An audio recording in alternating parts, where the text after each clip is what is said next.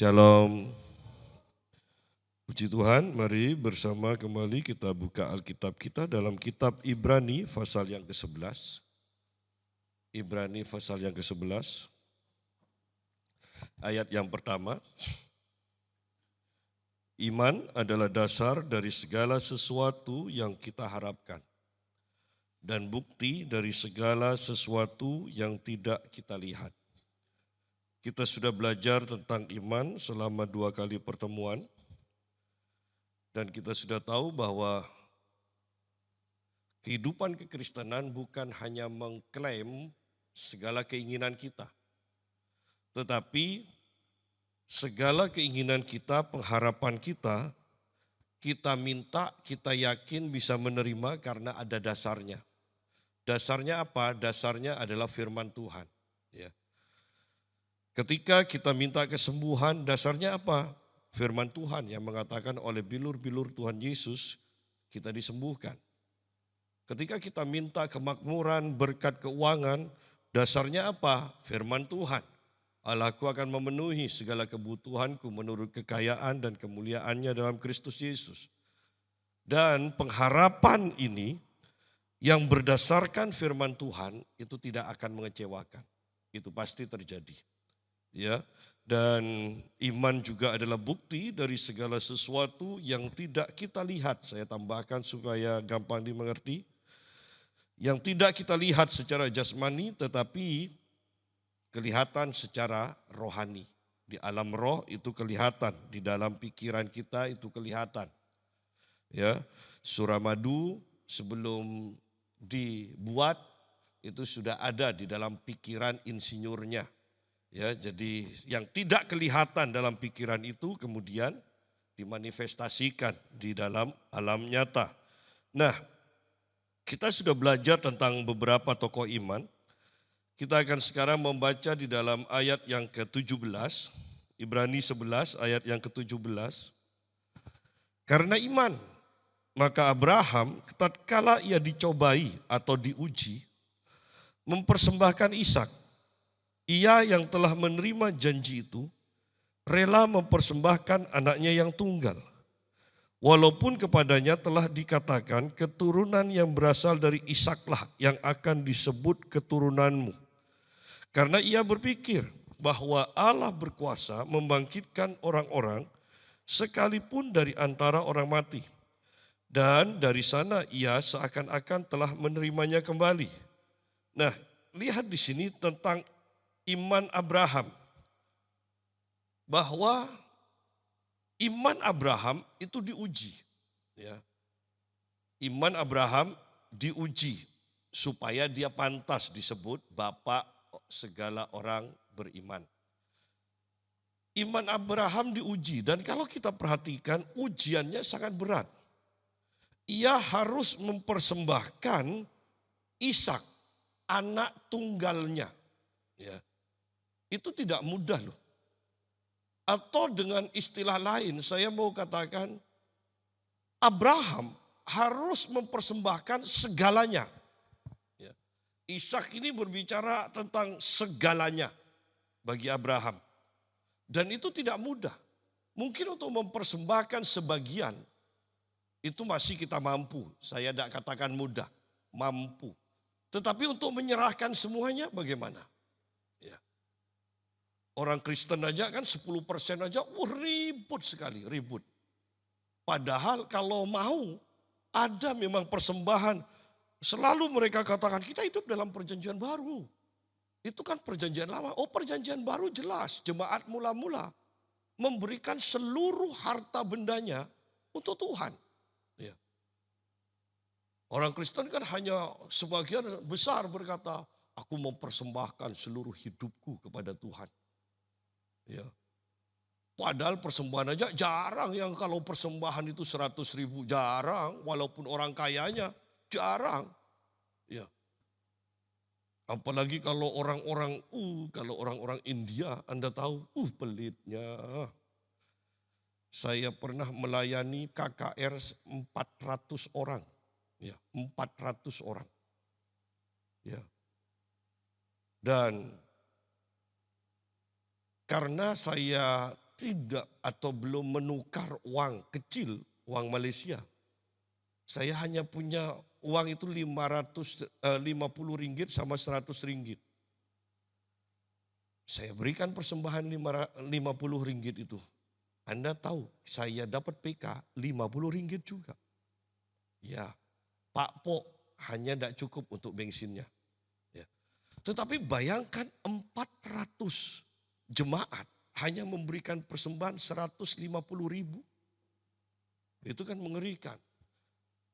Saya pergi ke pernikahan dari Pak Mutu ketika dia mantu.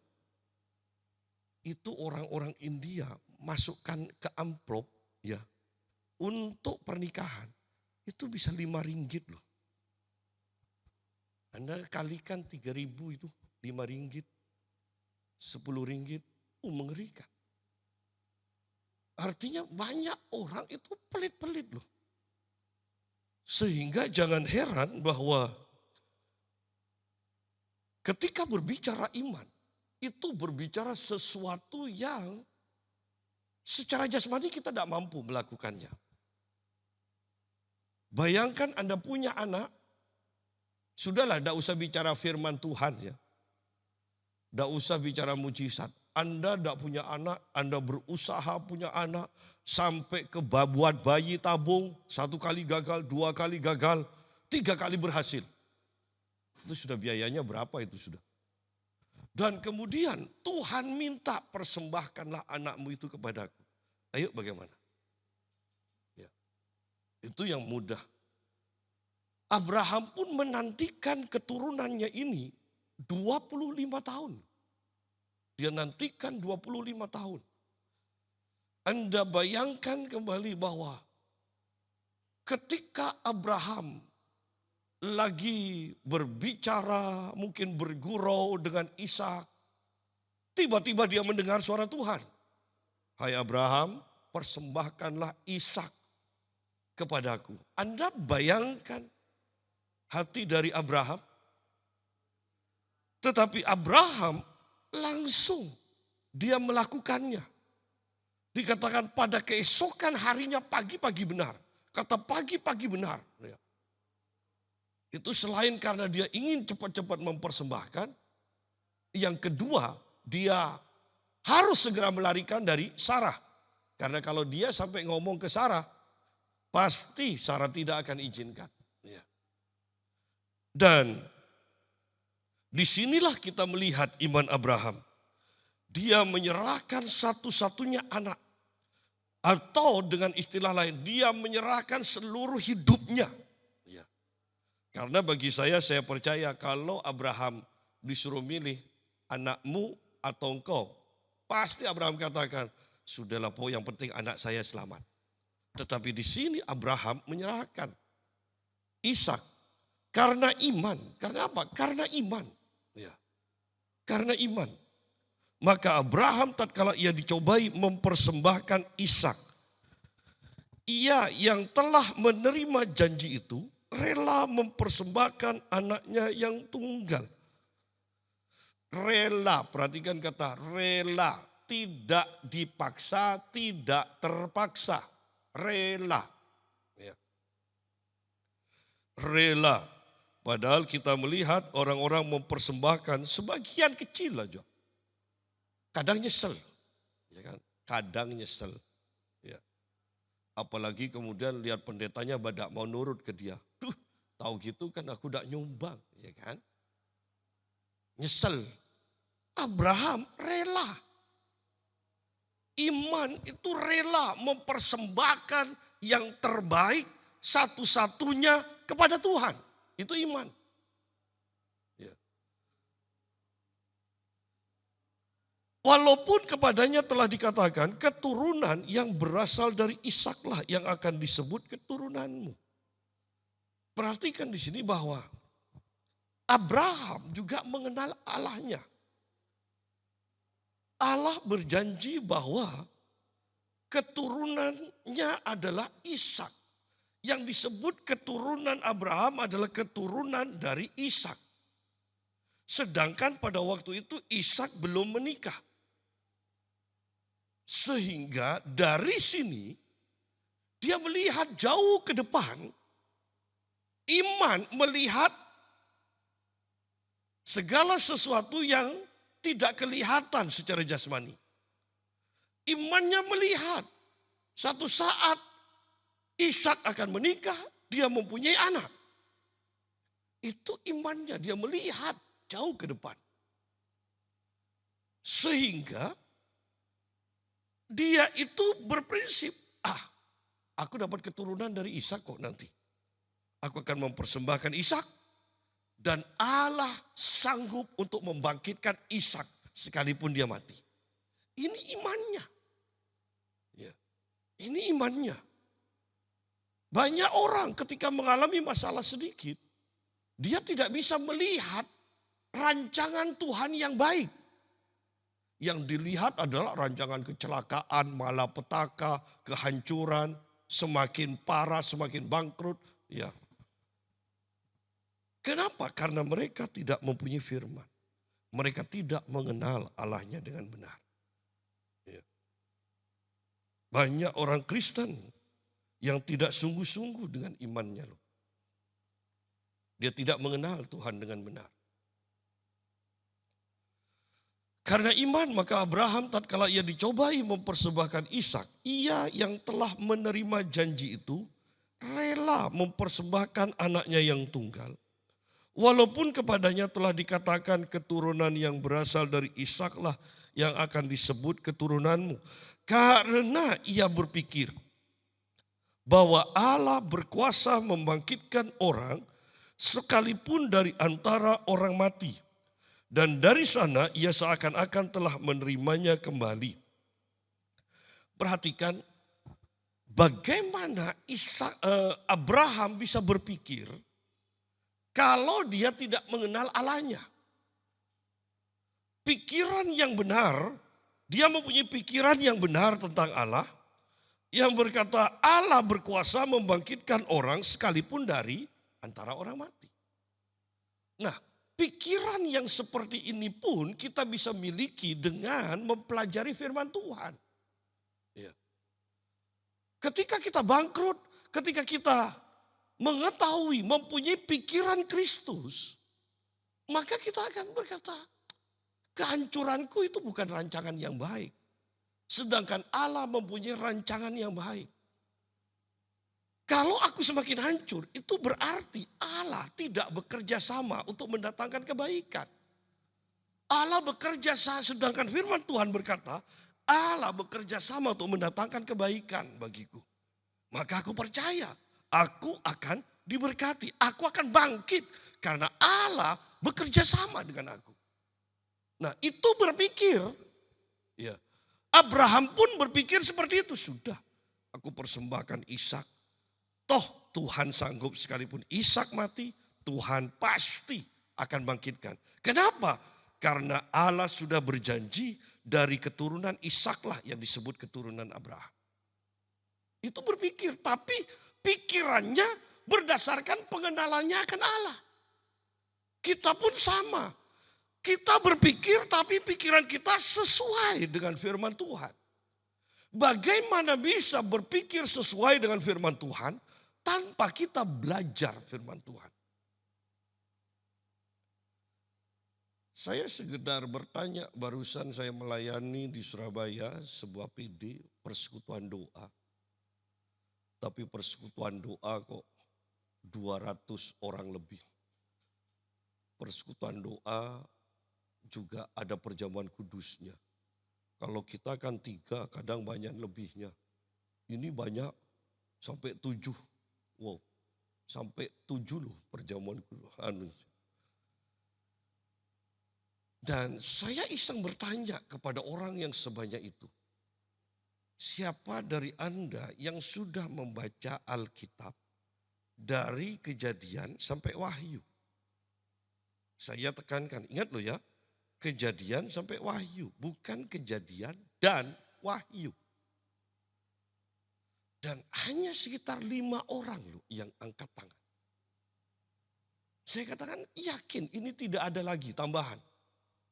Dan mereka toleh kiri, toleh kanan sambil senyum. Dan mereka tetap tidak angkat tangan. Bayangkan kalau penderitaan demi penderitaan ini semakin bertambah di akhir zaman ini.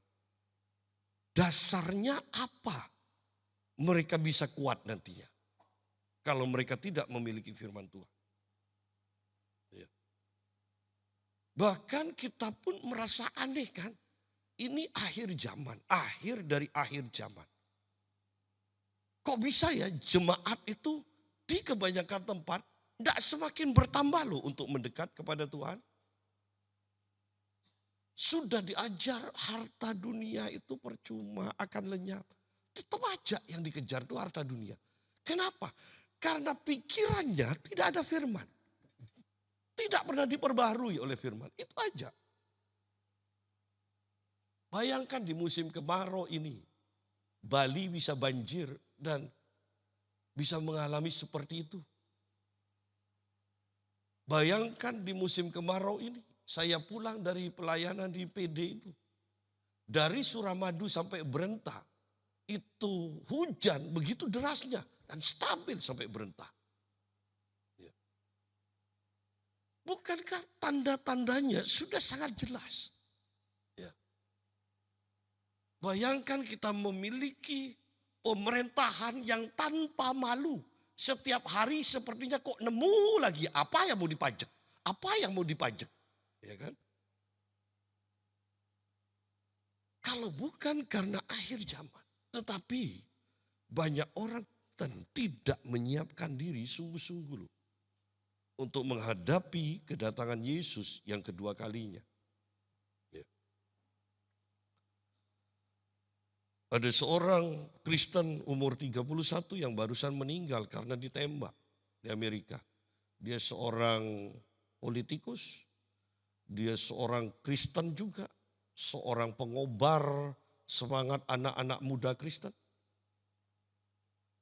Dia mau diperhadapkan dengan orang gay, dia tetap berkata tidak benar menurut Alkitab. Dia diperhadapkan dengan gereja setan yang berdiri di hadapannya di banyak orang. Dan dia berkata dalam nama Yesus pergi kau. Dia katakan. Dan ketika dia dalam satu acara di universitas dia ditembak kena lehernya dan dia mati. Tetapi dia muncul sebagai pahlawan. Saya heran di Amerika bisa orang Kristen berdiri dengan imannya yang begitu teguh. Umur 31. Dan Donald Trump presidennya menganjurkan bendera setengah tiang di Amerika. Satu, bayangkan kalau beberapa gereja, bukan beberapa orang Kristen, itu bisa berdiri dengan iman yang seperti itu. Bagaimana tidak tergoncangkan? Satu orang dengan iman seperti itu, Amerika goncang. Ya. Kita membutuhkan iman yang dimanifestasikan dalam perbuatan kita. Bukan hanya Kristen yang datang ke gereja seminggu sekali. Ya.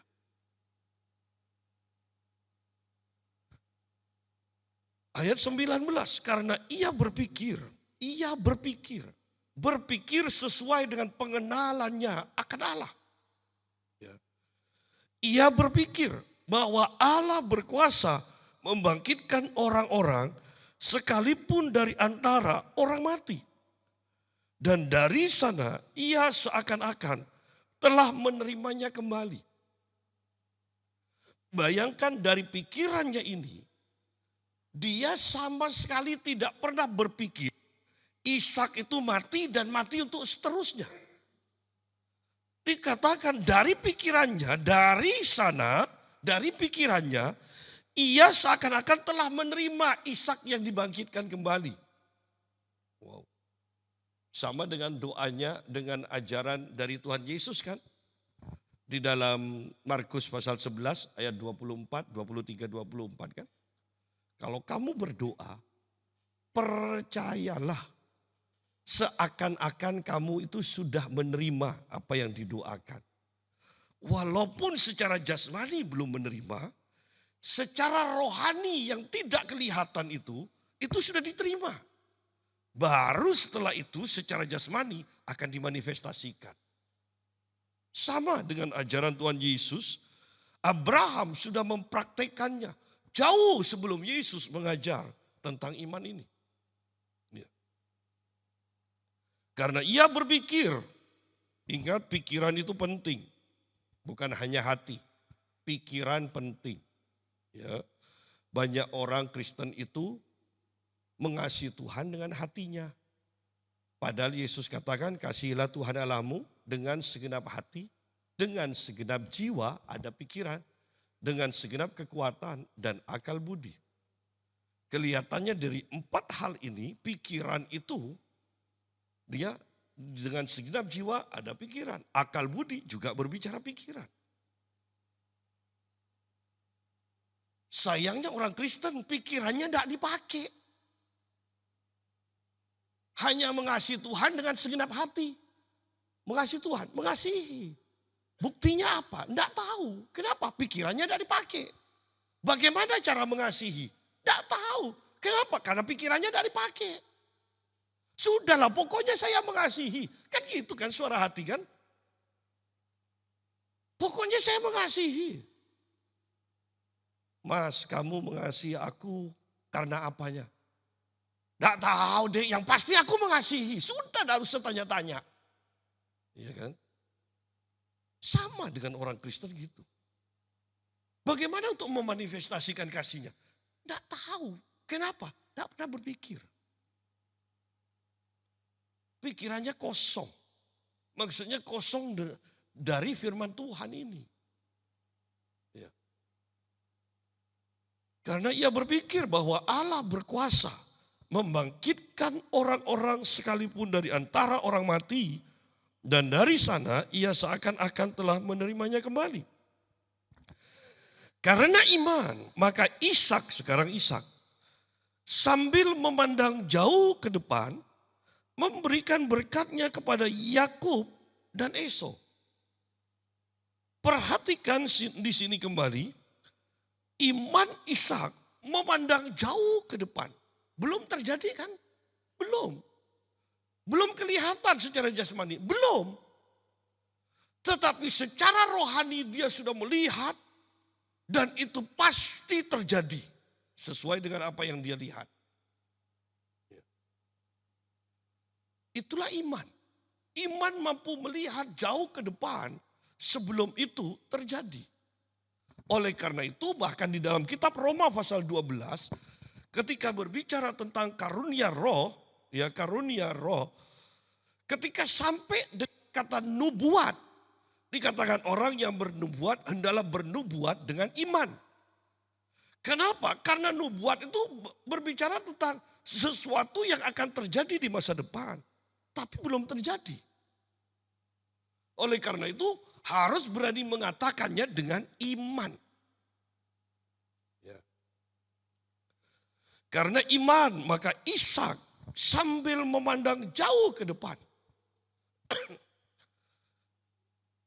Dia belum melihat anak cucu dari Yakub dan Esau, tetapi dia sudah melepaskan berkatnya. Dia melepaskan berkat kepada Yakub, dia melepaskan berkat kepada Esau, walaupun Esau mendapatkan berkat yang kedua atau yang ketiga, ya kan? Kalau Anda baca berkatnya itu tentang kekeringan. Ya. Dan itu terjadi. Kenapa? Karena mata rohaninya melihat jauh ke depan. Orang Kristen hidup dengan iman. Iya. Kenapa? Karena dalam setiap orang Kristen itu pasti berkata, kalau mati bagaimana? Pasti masuk surga. Kenapa? Imannya melihat jauh ke depan. Bahwa dia pasti masuk surga. Karena itu selalu berkata tentang kepastian. Karena itu sebenarnya berbicara tentang iman. Iman itu sesuatu yang pasti. Ya. Iman itu berbicara sesuatu yang pasti. Walaupun belum terjadi. Di alam roh itu sudah terjadi. Di alam roh itu kelihatan. Sehingga setiap orang Kristen tanpa ragu mereka akan berkata, saya pasti masuk surga. Imannya sudah melihat dia itu masuk surga. Iman melihat yang tidak kelihatan secara jasmani, tetapi kelihatan secara roh. Iman itu bisa melihat jauh ke depan. Ayat 21, karena iman, maka Yakub ketika hampir waktunya akan mati, memberkati kedua anak Yusuf, lalu menyembah sambil bersandar pada kepala tongkatnya. Lihat di sini kembali bahwa Yakub pun itu melihat jauh ke depan. Ketika diperhadapkan oleh Yusuf, Efraim dan Manasye. Manasye adalah anak yang lebih tua, Efraim anak yang lebih muda. Tetapi Yakub yang sudah agak buta sehingga Yusuf kata, jangan begitulah Bapak, dia sampai mau pindahkan tangan dari Yakub. Tetapi Yakub berkata, aku tahu apa yang aku lakukan. Dia bukan salah karena dia tidak bisa melihat. Tetapi dia melihat jauh di alam roh. Jadi Anda perhatikan bahwa sebenarnya kekristenan itu adalah hal yang normal, mata rohani kita terbuka. Kekristenan adalah hal yang normal, memiliki mata rohani yang terbuka.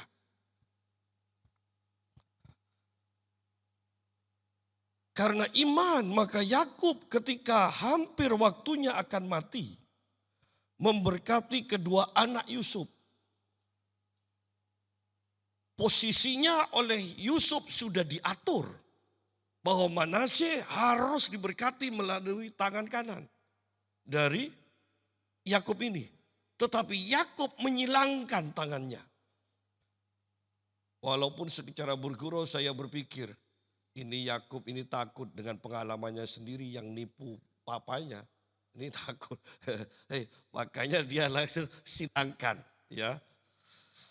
Gak apa-apa baca Alkitab kan harus ketawa kan. Tetapi lebih daripada itu, kebenarannya adalah Yakub melihat jauh ke depan. Bahwa satu saat Efraim akan lebih diberkati daripada Manasye. Satu saat Manasye akan tunduk kepada Efraim. Dia sudah lihat jauh. Padahal pada waktu itu Efraim dan Manasye masih kecil. Tetapi dia bisa melihat jauh ke depan. Sesuatu yang sangat lumrah di perjanjian lama. Iman itu dimanifestasikan sedemikian rupa. Ayat 22. Karena iman maka Yusuf menjelang matinya memberitakan tentang keluarnya orang-orang Israel. Dan memberi pesan tentang tulang belulangnya. Perhatikan sekarang Yusuf. Dia sudah melihat. Melihat. Ini kan berapa ratus tahun kemudian. Karena bangsa Israel ada di sejak dari Yusuf itu 435 atau 34 tahun. Berarti ini kan sekitar 400 tahun kemudian bangsa Israel akan keluar dari Mesir. Dan itu sudah dilihat oleh Yusuf. Sehingga dia berpesan, ingat loh tulang-tulangku jangan ditinggal di Mesir. Bawa tulang-tulangku ke tanah perjanjian itu. Bayangkan 400 tahun. Jadi sidang jemaat yang saya mau tekankan adalah ini loh iman yang benar.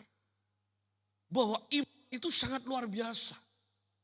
Iman itu akan memberikan kemampuan kepada kita melihat yang belum kelihatan. Ya. Itu iman. Ayat 23. Karena iman maka Musa setelah ia lahir disembunyikan selama 3 bulan oleh orang tuanya. Karena mereka melihat, perhatikan orang tua Musa juga. Mereka melihat bahwa anak itu elok rupanya dan mereka tidak takut akan perintah raja. Saya bayangkan begini, bahwa ketika mereka melihat anaknya Musa ini, wow, ini mukanya kok beda, begitu eloknya. Ini adalah wajah seorang pemimpin, kan bisa seperti itu. Sehingga mereka menentang perintah dari Firaun, mereka melindungi Musa ini. Tetapi perhatikan tindakan yang begitu berani itu dilandasi oleh melihat. Ya. Anda perhatikan orang-orang yang akan membangun perusahaannya atau usahanya. Bukankah sebenarnya mereka itu sudah berpikir melihat. Mereka sudah berpikir, oh kalau aku bangun di sini banyak pelanggan, orang-orang lewat di sini, oh bisa jalan. Kan gitu. Yang mau bangun pabrik, oh aku akan ambil bahan bakunya, bahan mentahnya dari sini, tidak terlalu jauh. Oh berarti bisa mengurangi biaya, menekan biaya. Semuanya dipikirkan. Untuk urusan uang, oh orang-orang bisa pintar berpikir.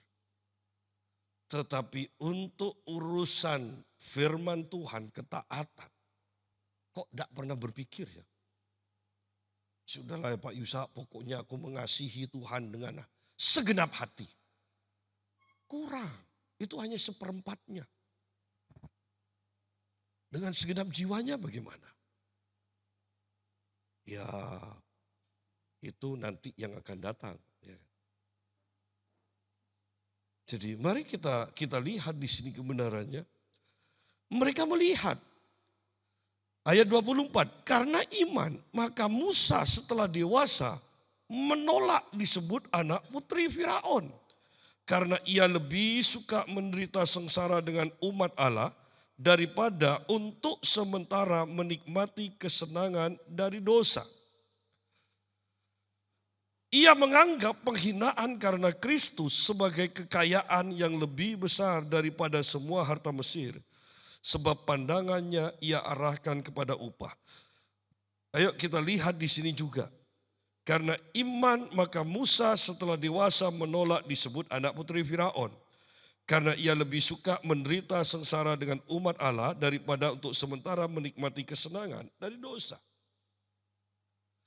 Bahwa kalau kita punya iman, lihat bahwa senikmat apapun dosa itu, Musa menolaknya. Bahwa senikmat apapun dosa, tetap lebih baik semenderita apapun kebenaran, itu tetap nilainya lebih baik. Dan Musa memilih kebenaran. Kenapa orang-orang tergoda untuk melakukan dosa? Karena mereka tidak beriman. Kalau mereka beriman, mereka bisa melihat. Kalau mereka melakukan ini, aku akan hancur ke depannya. Ya. Kalau aku hidup dalam kebenaran, Tuhan yang setia, dia pasti akan menepati janjinya. Aku akan diberkati. Ya.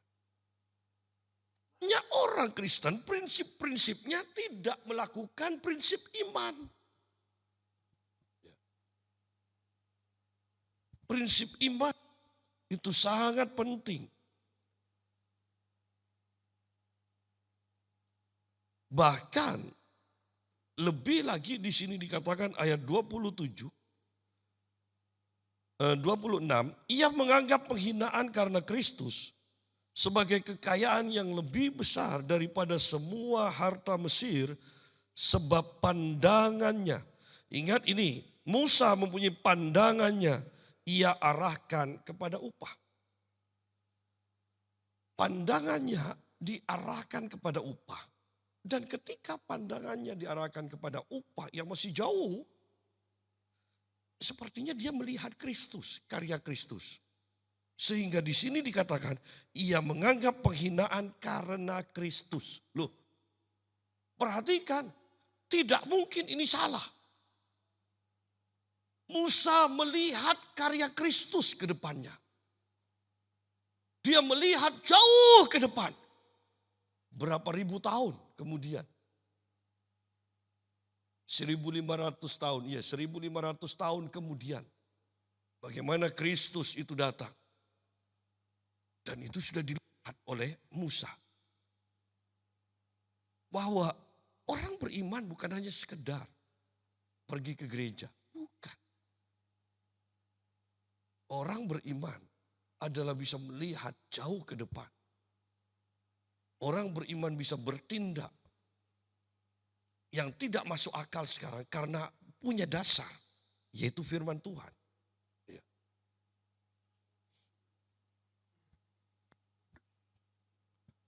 Ayat 27, karena iman maka Musa telah meninggalkan Mesir dengan tidak takut akan murka raja. Ia bertahan sama seperti ia melihat apa yang tidak kelihatan. Perhatikan, ia bertahan sama seperti ia melihat. Terjemahan lain mengatakan yang, Y-nya huruf besar, yang tidak kelihatan. Musa bertahan, dia tetap melakukan maksudnya sekalipun akan mendapat murka raja. Dia tetap melakukannya karena dia melihat Yesus. Melihat yang tidak kelihatan. Berarti yang tidak kelihatan jelas kan? Jangan merasa heran ketika kita selalu membahas yang tidak kelihatan alam roh. Karena ternyata itu hal yang biasa. Bayangkan Musa yang belum pernah ketemu Yesus, tidak pernah mendengar. Dia sudah melihat pengorbanan Kristus. Dia melihat rancangan Kristus. Dia melihat upah yang disediakan oleh Kristus. Iman itu melampaui pemikiran, melampaui waktu. Ia bertahan sama seperti ia melihat yang tidak kelihatan. Karena iman maka ia mengadakan Paskah dan pemercikan darah supaya pembinasa anak-anak sulung jangan menyentuh mereka. Karena iman. Anda bisa bayangkan bagaimana mungkinlah hanya dengan diolesi darah kemudian terjadi keselamatan. Sampai sekarang bahkan pengorbanan Yesus tidak bisa diterima oleh kebanyakan orang. Bagaimana mungkin satu orang menggantikan dosa sebanyak orang-orang di seluruh muka bumi, di seluruh zaman waktu. Bagaimana? Tetapi iman akan berkata segala sesuatunya mungkin. Karena iman maka ia mengadakan Paskah.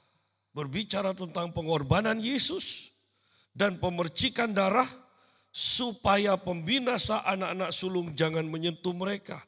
Supaya tidak ada kematian. Supaya tidak ada kematian. Karena iman maka mereka telah melintasi Laut Merah. Sama seperti melintasi tanah kering.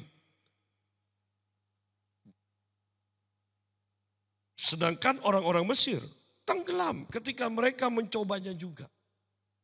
Iman itu tidak berbicara tentang coba-coba. Karena orang melakukannya. Belum tentu kita ini bisa melakukannya juga. Bahkan di antara orang Kristen bukankah kita juga bisa melihat. Satu hamba Tuhan menumpangkan tangan pada orang sakit sembuh. Hamba Tuhan lain menumpangkan tangan pada orang sakit tidak sembuh. Kenapa? Imannya berbeda. Iman tidak berbicara coba-coba. Oh, Petrus bisa menjala ikan dan mendapatkan hasil yang banyak. ternyata menjala ikan harus di siang hari. Tidak bisa. Orang lain mau mencoba, tidak bisa. Karena Petrus pada waktu itu berjalan dengan iman, bergerak dengan iman.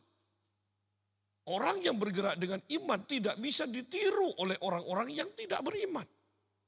Ya.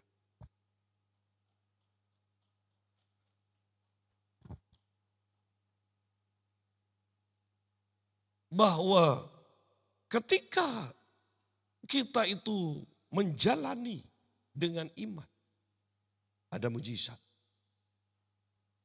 Ada mujizat. Karena iman maka mereka telah melintasi Laut Merah sama seperti melintasi tanah kering. Laut dilewati menjadi kering. Ya. Karena iman maka mereka telah melintasi Laut Merah sama seperti melintasi tanah kering. Ini mujizat. Mujizat tidak bisa dilakukan, tidak bisa dialami oleh orang yang tidak beriman. Orang beriman akan berkata, oh orang itu bisa, kita pasti bisa. Kan ini kan ajaran banyak motivator kan. Kamu pasti bisa, orang lain bisa. Ya. Gereja lain berbuat begini, pasti kita sama-sama gereja masa tidak bisa. Oh tidak mungkin sama. Ya. Karena masing-masing kita itu punya karunia yang berbeda-beda. Sesuai dengan karunia itu, iman akan bekerja sesuai dengan karunia. Karena iman, maka runtuhlah tembok-tembok Yeriko setelah kota itu dikelilingi 7 hari lamanya. Karena iman, kita bisa mendapatkan hasil-hasil yang tidak masuk akal. Dengan cara yang tidak masuk akal, dan hasilnya tidak masuk akal. Bagaimana tembok itu harus dikelilingi? Hari pertama 1 kali, hari kedua 1 kali, sampai hari ke-6 1 kali. Kok boro-boro hari yang ke-7 7 kali? Kan lebih enak seharusnya sudahlah supaya rata 2 kali aja lah tiap hari. Iya kan? Tetapi cara Tuhan bukan cara manusia. Cara Tuhan bukan cara manusia. Karena iman, bukan karena manusia, karena iman. Karena atas perintah Tuhan dan orang Israel mentaatinya. Maka runtuhlah tembok-tembok Yeriko setelah kota itu dikelilingi 7 hari lamanya. Karena iman, maka Rahab perempuan sundal itu tidak turut binasa bersama-sama dengan orang-orang durhaka. Karena ia telah menyambut pengintai-pengintai itu dengan baik. Artinya karena iman Rahab bertobat. Karena iman Rahab bertobat. Karena iman Rahab mengalami pengangkatan derajat yang luar biasa. Karena iman. Bahwa kita diselamatkan dengan iman? Iya. Dan jangan berkata kalau ditanya dasarnya apa? Jangan sampai kita berkata, tidak tahu pokoknya dengan iman, tidak bisa.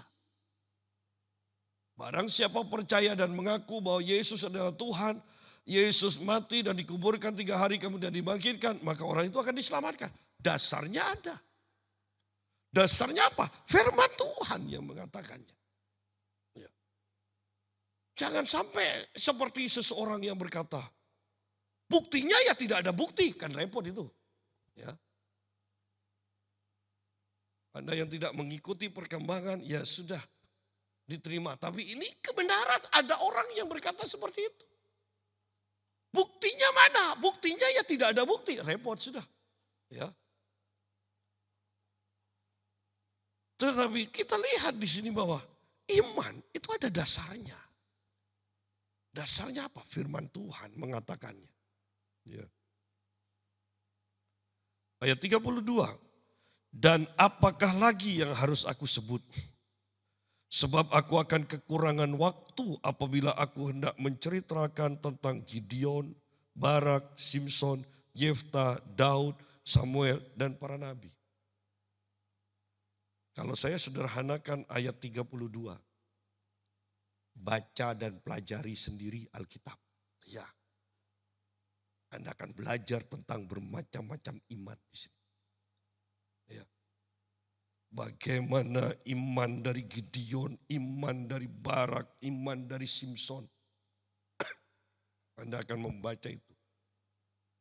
Jadi melalui ayat 32 ini, sebenarnya kita sedang dituntut untuk kita belajar firman Tuhan dengan benar. Belajar sendiri. Karena kalau ini diajarkan semuanya di gereja, tidak cukup waktu. Ya. Dan jelas di sini, apakah lagi yang harus aku sebut? Sebab aku akan kekurangan waktu. Ya. Kekurangan waktu. Saya diundang oleh sebuah gereja GPPS. Nanti bulan April, ya bulan April tahun depan. Tapi pesannya begini, firmannya 30 menit ya Pak. Bu, tidak keliru. Firman kok 30 menit? Iya Pak, memang kami padatkan, ringkas, padat dan jelas. Tapi dalam hati saya nanti kalau ketemu kita akan ngomong-ngomong di sana. Ya. Kan sangat mengerikan, Anda bisa bayangkan, sedangkan di sini dikatakan, sebab aku akan kekurangan waktu apabila aku hendak menceritakan tentang Gideon. Memang ketika kita bahas tentang iman, itu akan memakan waktu yang banyak. Tetapi kalau kita bahas iman yang memang seharusnya memakan waktu yang begitu banyak, kalau dipangkas kan tidak sempurna imannya. Kan pengertian iman kita tidak akan sesuai dengan apa yang diharapkan. Anda bayangkan orang kuliah seharusnya 4 tahun. Kemudian sekarang sudah asal bayar 15 juta. Dapat sudah nanti terima sertifikatnya aja. Ijazahnya. Banyak pendeta-pendeta yang dapat S1. Tapi tidak belajar. Itu pun bisa ditawar masih. Kalau gereja memang miskin, sudah 10 juta, tidak masalah. Loh, perhatikan, sama-sama pegang sertifikat. Pengertiannya beda. Ya. Sama dengan ini. Sebab aku akan kekurangan waktu apabila aku hendak menceritakan tentang Gideon. Bayangkan kalau semuanya supaya iman kita sempurna. Kita khotbah tentang Gideon, Barak, Simson, Yefta, Daud, dan Samuel. Dan kita akan selesaikan 15 menit. Tidak akan bisa. Ya. Orang satu fasal aja ini kita sudah 3 kali pertemuan. Jadi mari iman itu butuh waktu. Iman itu butuh waktu. Iman tidak langsung seketika. Bicara tentang iman itu bicara pertumbuhan. Biji sesawi adalah yang terkecil dari semua biji dikatakan. Tetapi ketika itu ditaburkan, maka itu akan menjadi pohon yang begitu besar. Di mana burung-burung bersemayam di sana. Butuh pertumbuhan. Dan itu menggambarkan tentang iman. Butuh waktu untuk bertumbuh. Jadi tidak bisa dipersingkat. Tidak bisa dipersingkat memang. Kalau bicara firman, tidak bisa dipersingkat. Bahkan orang-orang harus mengejar Yesus kemanapun Yesus pergi. Kenapa? Waktu Yesus mengajarkan firman, orang-orang merasa kurang. Masih belum dapat apa-apa. Waktu Paulus menyampaikan firman sampai tengah malam dikatakan. Sampai Etikus ketiduran. Ya. Jadi butuh waktu. Tidak bisa, saya kan sudah katakan. Tidak bisa kau membangun iman. Hanya berdasarkan kehadiranmu ke gereja seminggu 1 kali. Kemudian di rumah tidak melakukan apa-apa.